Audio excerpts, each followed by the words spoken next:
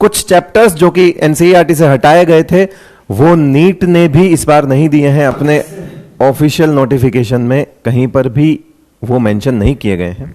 और salt analysis का कुछ पार्ट, प्रैक्टिकल केमिस्ट्री का पार्ट जो है वो डाला गया है।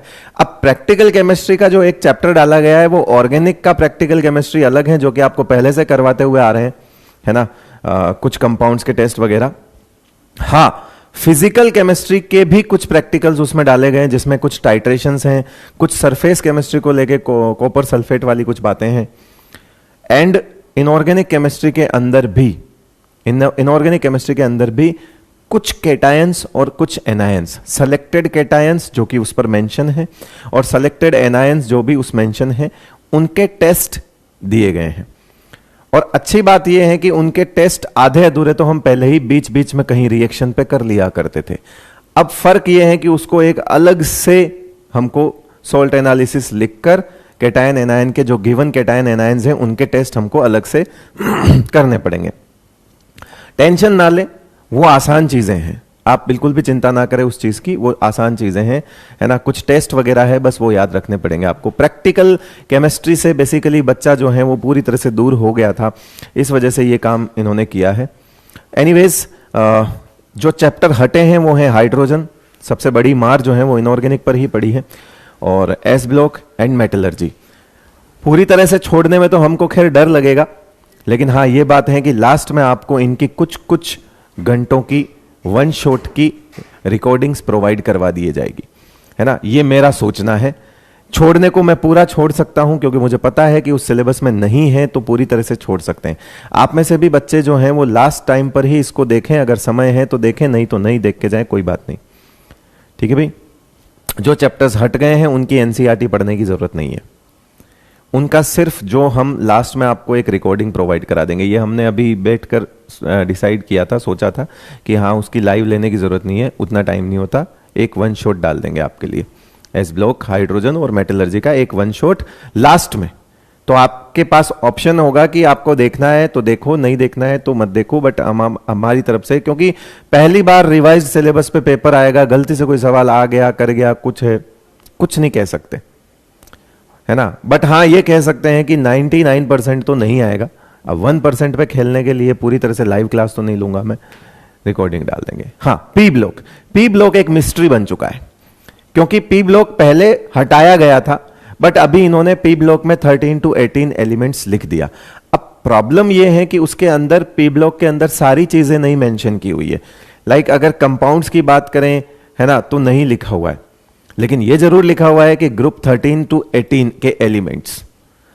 अब यार मुझे ऐसा लगता है कि पी ब्लॉक में ना हमको सब पढ़ना पड़ेगा, क्योंकि पी ब्लॉक के अंदर अगर एनसीईआरटी अगर पी ब्लॉक खोलेगा वो तो उसको कुछ भी कहीं से भी दिखेगा, वो पेपर दे देगा, वो चैप्टर खोल के पेपर देगा। मैं बता रहा हूं आपको, वो एक क्वेश्चन जो बनाएगा ना वो चैप्टर खोल के बनाएगा।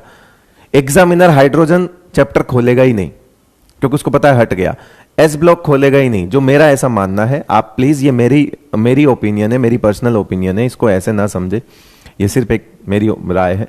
और एक मेटलर्जी वो खोलेगा नहीं, लेकिन वो पी ब्लॉक खोलेगा, क्योंकि उसको पता है पी ब्लॉक है इसमें।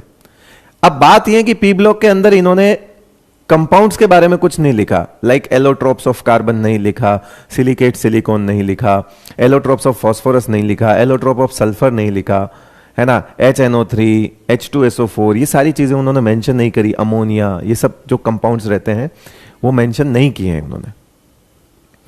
तो इसका मतलब है कि चांसेस तो है कि वहां से क्वेश्चन नहीं आएगा, लेकिन हम उसको ऐसे नहीं छोड़ सकते, कर लेंगे हम उसको, ठीक है, कर लेंगे, करना तो पड़ेगा, क्योंकि पी ब्लॉक अगर मेंशन किया हुआ है चैप्टर, तो अब फिर उसमें वो कुछ भी उठा के दे दे तो वो कम से कम ये बोल सकता है कि पी ब्लॉक में तो ग्रुप 13 से 18 तक के एलिमेंट से रिलेटेड चीजें, एलिमेंट से ही तो कंपाउंड बना हुआ है, वो ही बोल देगा। कुछ कह नहीं सकते यार, पी ब्लॉक तो थोड़ा मिस्ट्री वाला काम है। देखो पी ब्लॉक का केस तो ऐसा ही है। चलिए छोड़ते हैं इन सब बातों को। एक गलती जो उनसे हुई है वो ये है कि इस चैप्टर को उन्होंने फिजिकल केमिस्ट्री में डाला हुआ है, समझ गए। हाँ, आप लोग अगर केमिकल बॉन्डिंग वहां पर संभाल रहे हैं और आपको नहीं मिल रहा है, तो मैं बता दूं कि उनसे एक गलती हो गई। केमिकल बॉन्डिंग उन्होंने फिजिकल केमिस्ट्री में दे दिया, वहां पे है वो, जबकि ये फिजिकल केमिस्ट्री का पार्ट नहीं है, ठीक है ना। तो ये उन्होंने फिजिकल केमिस्ट्री में लिखा हुआ है, chemical bonding and molecular structure, तो वो एरर हो सकती है, कुछ भी हो सकता है, प्रिंटिंग एरर हो सकती है। तो आप लोगों के लिए अच्छा है, चैप्टर कम हो गए लेकिन सवाल उतने ही आएंगे, तो ये तो अच्छी बात है ना। तो बॉन्डिंग हो गया, और क्या नाम से अपना पीरियोडिक हो गया, कोऑर्डिनेशन हो गया, डी एंड एफ ब्लॉक को हटाना चाहिए था, डी एंड एफ ब्लॉक को रख लिया उन्होंने। चैप्टर हटाने वाला तो डी एंड एफ ब्लॉक था, पता नहीं क्या प्यार है उनसे, तो वो डी एंड एफ ब्लॉक तो है, तो डी एंड एफ ब्लॉक को इस बार अपन ढंग से पढ़ लेंगे। ढंग से मतलब एक एक लाइन एनसीईआरटी की क्लियर कर लेंगे, है ना, क्योंकि वहां से अब सवाल आएंगे। डी एंड एफ ब्लॉक ऐसा चैप्टर था जब कभी सवाल ही नहीं आता था उससे।